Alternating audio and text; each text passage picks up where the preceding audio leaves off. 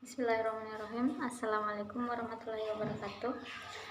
Saya Suci Wahyuni dengan NIM D011931 dari kelas sipil B.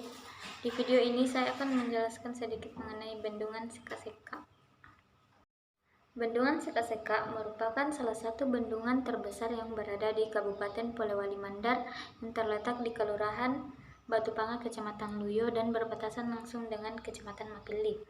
Bendungan yang membendung aliran Sungai Maloso mulai dibangun pada tanggal 28 Desember 1996, diresmikan dan langsung ditandatangani oleh Presiden Megawati pada tanggal 28 Juli 2002. Pembangunan bendungan yang sempat mengalami penolakan ini telah menjadi sumber kehidupan bagi warga sekitar, terutama untuk mengairi ribuan hektar area persawahan warga di Kecamatan Wonomulyo, Mapili, Luyo, dan Campalagian. Hal inilah yang menjadikan Polewali Mandar menjadi lumbung pangan Provinsi Sulawesi Barat. Selain berfungsi sebagai sumber irigasi pertanian, bendungan ini juga sering dikunjungi oleh muda-mudi sebagai tempat untuk bersantai dan berwisata sambil menikmati pemandangan sekitar. Dapat kita lihat pada gambar di atas, yaitu gambar bendung. Bendung merupakan sebuah konstruksi yang jauh lebih kecil dari bendungan yang menyebabkan air mengenang membentuk kolam tetapi mampu melewati bagian atas bendung. Bendung mengizinkan air meluap melewati bagian atasnya sehingga aliran air tetap ada dan dalam debit yang sama bahkan sebelum sungai dibendung. Bendung bermanfaat untuk mencegah banjir, mengukur debit sungai, dan memperlambat aliran sungai sehingga menjadikan sungai lebih mudah dilalui. Selanjutnya, bagian-bagian dari konstruksi bendung.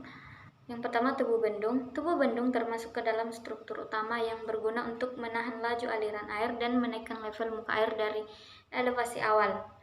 Bahan bangunan yang dipakai untuk mendirikan bagian ini biasanya merupakan urungan tengah, pasangan batu kali, dan beton.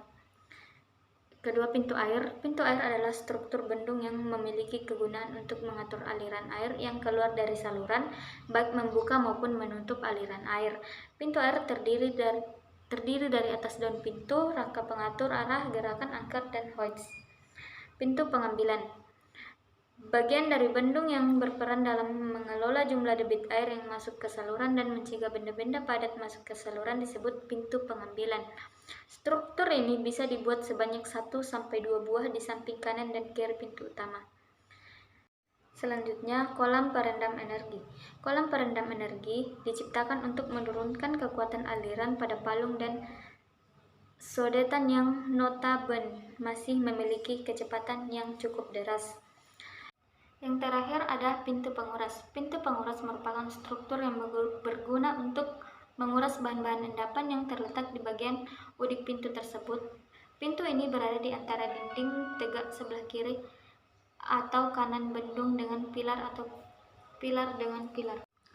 Pada Bendungan Sekaseka hanya terdapat saluran primer.